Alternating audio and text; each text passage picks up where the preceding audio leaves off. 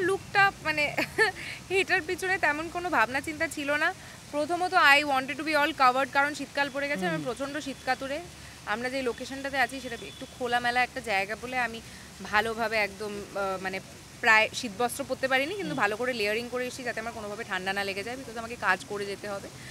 আর দ্বিতীয়ত তিয়াশা আমার চরিত্র এই গল্পে, সে একজন কর্পোরেট গার্ল, সে কাজে যায়, তার অ্যাটায়ারটা অনেকটা এরকম, জিন্স নয় হয়তো, কিন্তু সে ফর্মাল ওয়্যারেই আমরা তাকে অনেকটা দেখি ছবিতে।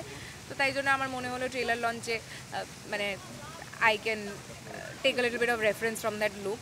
আর ভালো লাগে, নিজের ইচ্ছে মতন ভালোবাসার জায়গায় এসেছি। সাজগোজের অত সুযোগ পাই না আজকাল অন্যান্য ধরনের সাজগোজ করার, কারণ আমি বেশিরভাগ সময় একটা পিরিয়ড পিসের লুকে থাকি। তাই জন্য আজকে সুযোগ পেয়েছি জিন্স টপ ব্লেজার পরার, পরে চলে এসেছি খুব আনন্দের সঙ্গে এবং খুব ভালোবাসার সাথে। হ্যাঁ, ডেফিনেটলি মাঝে মধ্যে আমাকে একটু শারীরিক ক্লান্তি হয়তো আমাকে একটু ধরে ফেলে, কিন্তু যেই আবার কাজে, যেরকম আজকে যখন আমি শুটিং করেই এখানে এসেছি, যখন আমার প্যাক আপ হয়েছে এবং আমাকে ছাড়ার জন্য আমার ধারাবাহিকে সবাই ভীষণ হেল্পফুলি আমার সিন আগে তুলে আমাকে মানে তাড়াতাড়ি যাতে আমি এখানে পৌঁছতে পারি, সেই রেসপেক্টটা এই কাজকে তারা দিয়েছেন।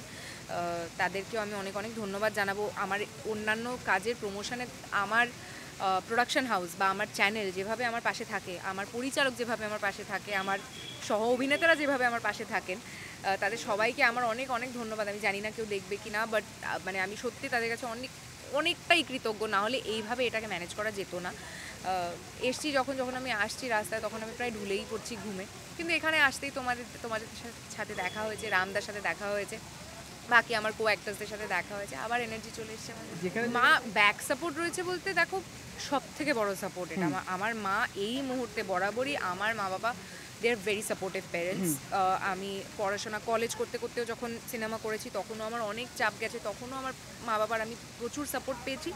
কিন্তু এই সময়টা মানে ধারাবাহিকের এই টাইমিংটা, তার সাথে সাথে আমার অন্যান্য কাজ, এইগুলোকে ম্যানেজ করার জন্য আমার মা যেভাবে আমার পাশে রয়েছে, আমার মা না থাকলে হয়তো আমি এতদিনে বোধহয় ভীষণ টায়ার্ড বা ভীষণ ইরিটেটেড হয়তো একটা ব্যক্তি হয়ে যেতাম। কারণ আমাকে ধারাবাহিকের পাশাপাশি আমার অন্যান্য কমিটমেন্টগুলো, আমার এর আগামী অনেক রিলিজ আছে যেগুলোর জন্যও আমাকে সময় বার করতে হচ্ছে বা মাঝে মধ্যে শ্যুট করতে হচ্ছে। প্রোডাকশন হাউস, চ্যানেল, অন্যান্য টিমের সাপোর্ট ডেফিনেটলি আছে, কিন্তু আমার মা না থাকলে বাড়ি গিয়ে আমি যে সাপোর্টটা পাই, সেই সাপোর্টটা আমি যদি না পেতাম, আমার ঘুম থেকে উঠে কাজে আসার ওই এনার্জিটাই থাকতো।